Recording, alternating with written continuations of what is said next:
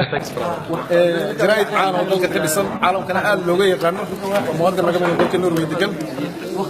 waxa lagu naanaysaa Suudaan dowladda la yiraahdo dadku u yaqaanaan shacabka meediya waxa ka mid ah dadkii Soomaaliyeed ee maanta wax badan kuma arkin xafladaha Soomaalida hal noqoto kuwa gobolada loo sameeyo kuwa loo sameeyo xafladaha kala duwan maanta way wareynti waxaan rabaa inaan weydiiyo imaashadiisa maanta u yimi maxay uga duwan tahay xafladihii hore kuma arki jireen mudan والله إني waxaan rabay xafladihii hore oo Soomaalida ma iman jirin laakiin daani waxaan rabay xafladan bal inaan arko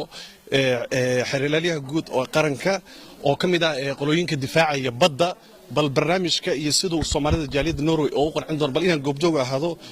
hadallada uu ka jeedin doono yani shirka inaan saasan goobjoog ahaado wax ma qortid qalin iyo waraaq ma haysatid kamera sawiraysa lama arko haddana hadhowdi qoraal baa socdo oo caalamka laga akhristo aad looga qayliyaa sidee wax ku xalisaa niyo de hadda aniga xiriirlayaha guud haddaan rabo for example dadku waxay u yimaadeen iyagu de wax la yiraahdo wax iska dacada laakiin anigu Suudaan gudahaan waxaan ogahay waxaan inay tahay ruwaayad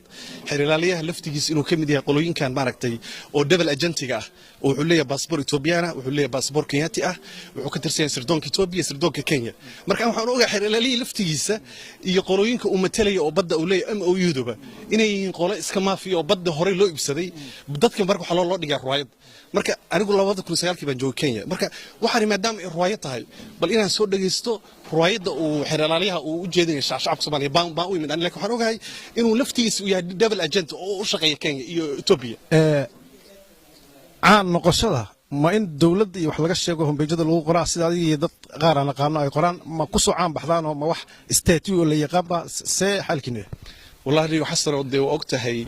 dadku marka wax qoraan sometimes waxa loo baahan yahay waxa inay taftir leeyihiin anigu de wax uma qoro inaan noqoto caan maaragtay 2000 iyo 2 baan bilaabay website la oran jiray Soomaaliweyn oo gabar hadda la yiraahdo shukr Soomaaliweyn ay maaragtay kamid tahay waxaan website kale hore u soo bilaabay marka waxaan ku jiraa dhowr iyo 10 sano waxaan waxa la yiraahdo waa profession kayga weeyaan marka anigu uma qoro dadku caan inaan ku noqdo waxaan qoraa anigu wax la waa ka duwanaa dadka sida Ingiriiska uu leeyahay web la yiraahdo ama journal oo the Daily Mail ama the Sun baan dadka anigu waxa tusoo waxyaalaha jiro oo markaas marka anigu badanaa critical kiga badan way Soomaalidu waxay ku nooshaa ruwaayad oo aniga hadda waxaan kamid ah dadka aaminsan 25 sano kadib Soomaali markaan qoro waxyaalaha qoro waxa kamid ah 1990 koodii Soomaalida kala tagtay way aniga waxaan aaminsan xataa dadku aniga aaminsan Soomaali wax isku imaan kara marka la isku sheego runta marka criticayga aniga wax u badan yahay dadka inaan u sheego runta way waxa la maraya 25 sano ilaa ay haddana la isku imaan marka daas marka aniga hadalkii wax u badan yahay critical dadka inaan u sheego wixii jiro wuxuuna yani qoraalkayga waxa weeyaan sida Ingiriiska kale waa deesan weeyaan inaan dadka tuso wixii markaas oo critic ah laakiin Soomaalidu dhaqan leeyahay wax iska rabaan in wax la amaano runta kama xishoono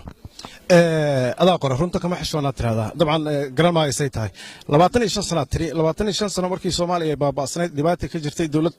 ku meel gaar ay soo martay dawlad dhisano markaa aan ku meel gaar ahayn dalkii lahaa hadda oo xilligeeda dhamaaday adiga shakhsi ahaan da'da tahay qurbo joognimada inta halkan joogtay waxaad ku faani kartid oo dalkaaga iyo dadkaaga aad u qabatay والله نيو أنا مركز ريالتي عن فيريو يعني إلا يهدى أنا وحنا كفاني كرولس أورن كرمارك دلك إدتك أو غبتي مجرته لكن ريالتي وحيالها أن دتك وخبته حكمت عليها إن دتك إفتيمية رنت جرته وحيالها أن هالقبسي أو قلت أن رنت كم حصرنا وحكمتها سومالد ودتك كل الروايات يبان إلا يهدى حلا مرة 91 إلا يهدى ويسكو شيء يبان الروايات يعني marka daadso marka aniga aan dadku waxaan u iraada markaan qoraal kasta aan qoro qofka si uu soo ororniyo qoraalkan kritigiisa badan wuxuu ka wada qofka inaan iraado runta kama xishoono marka dadka waxaan tusay Soomaalidu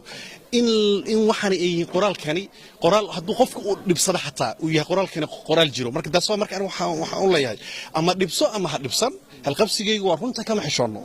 muwaadin ahaan rajada ka leedahay dalka Soomaaliya oo xilligan 2016 doorasho galaya dawlad cusub la dhisaayo aragtida aad aragto cid qabsanaysa sidii wax ku dhacayaan maxaa ku muuqdo diila niyo how dadka reer balcad oo waxay yiraahdaan ama maaragtay si kala daan u yiraahdo yani maaragtay sirb baa yiraahdo oo yiraahdo nin dooran xad u tiraadeen doorta meeshan waa diyaarsan tahay qolo la yiraahdo xardam jadiid oo maafiya ah oo ku dacwo oo yani oo waxay wataa urur la yiraahdo maafiya baa waxay ku guuleysanayaan codkan waxaana u ah madax ololaha doorashada madaxweynaha Puntland Cabdulla Cali Gaas sidoo kale madaxa ku-xigeenka waxa uu ahaa ninka la yiraahdo Shariifka iyo madaxweynaha Jubbaland marka waa ololo diyaarsan weeyaan wareegga koowaadna waxa aniga qiyaasay haddaysan miracle dhicin in qolada maafiyada ee wadanka hadda xukunta dam jadiid inay ku guuleysan doonaan baa qiyaasaya madaxweynahan uu yahay Xasan Culusow haddii la waayana kulley muqdisho dad ba afduub ku haysto beesh afduubka ku haysto waxa laga yaabaa sheekh shariif inuu noqdo ama de nin kaloo de isla cidda oo ah Jibriil macnaha meesha waxa iska leh beel meeshan ku haysto afduub Soomaalida kale waa zero sidaasina waxa yiri shacabka media waxa uu sheegay inay sax tahay in kala garanayno laakiin warbixintan ayaan idin soo gudbinaynaa aadna aad u mahadsantihiin intii aad daawateen runta kama xishoono